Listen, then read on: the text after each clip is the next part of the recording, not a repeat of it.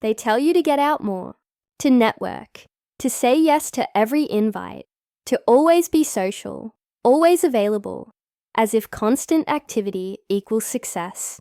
And when you don't feel like going out, you feel guilty, like you're missing out, like something's wrong with you for wanting peace instead of noise. But what if they're wrong? And you're right. Modern culture says value comes from constant motion, from being busy, connected, productive. But the Stoics knew something most people have forgotten.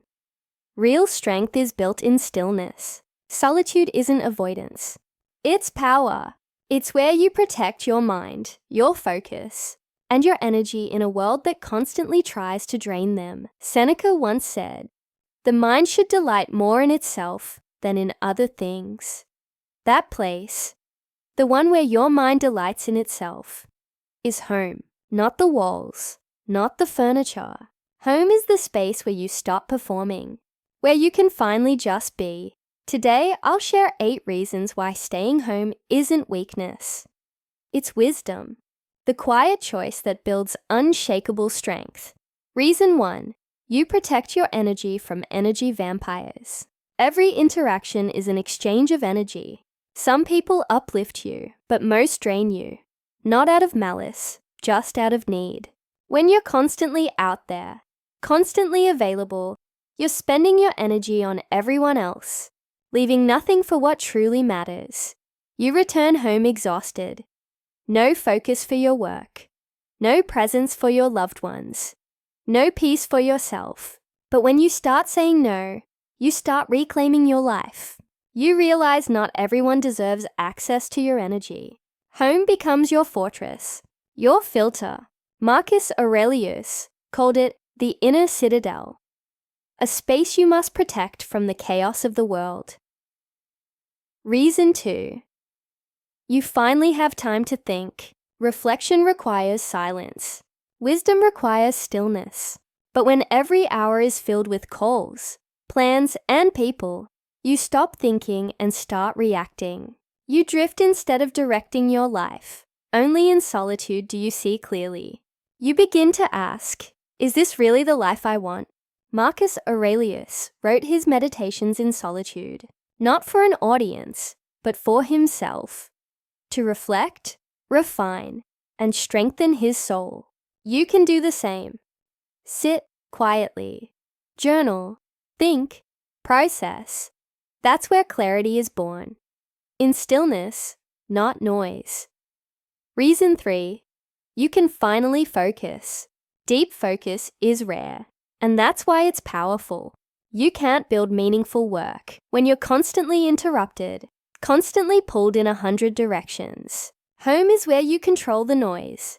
No distractions, no obligations, no performances.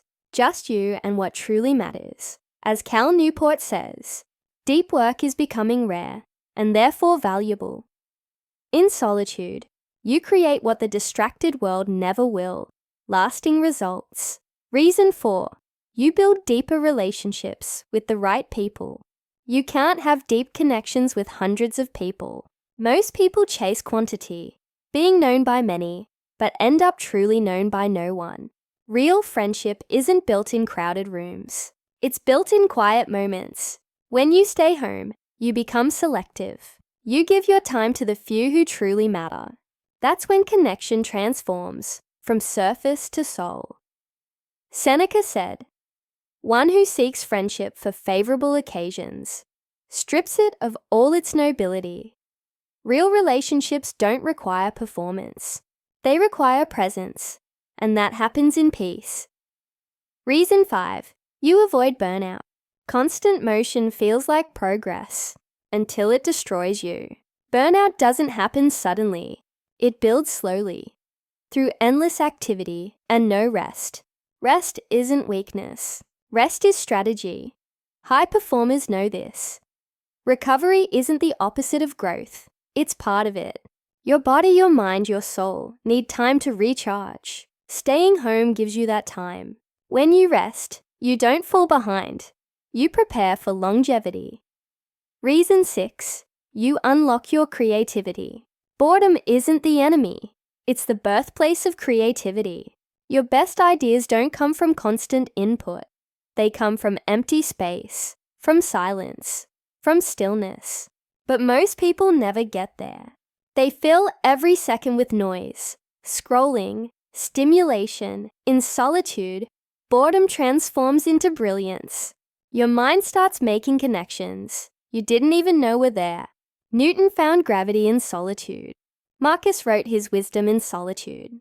Einstein imagined the universe in solitude. When you let your mind be still, it starts to create. Reason 7. You discover who you really are.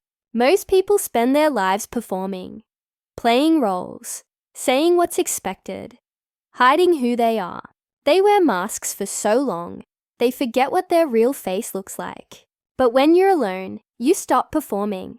You stop pretending. You meet yourself, the real you, without filters, without fear.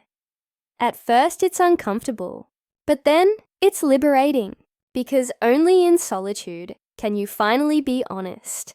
Honest about what you love, what you want, and who you are. Socrates said, "Know thyself." You can't do that in a crowd. Reason 8. You build unshakable internal strength. The one who needs constant validation will always be controlled by it. But the one who learns to be content alone becomes free. In solitude, you stop needing approval. You stop chasing validation. You start drawing strength from within. Criticism no longer breaks you. Rejection no longer defines you. You build a fortress inside yourself that no one can tear down. Marcus Aurelius had the world's highest approval. Yet he wrote, "Everything we hear is opinion, not fact." He understood that true power isn't external. It's internal. And that strength is built in silence.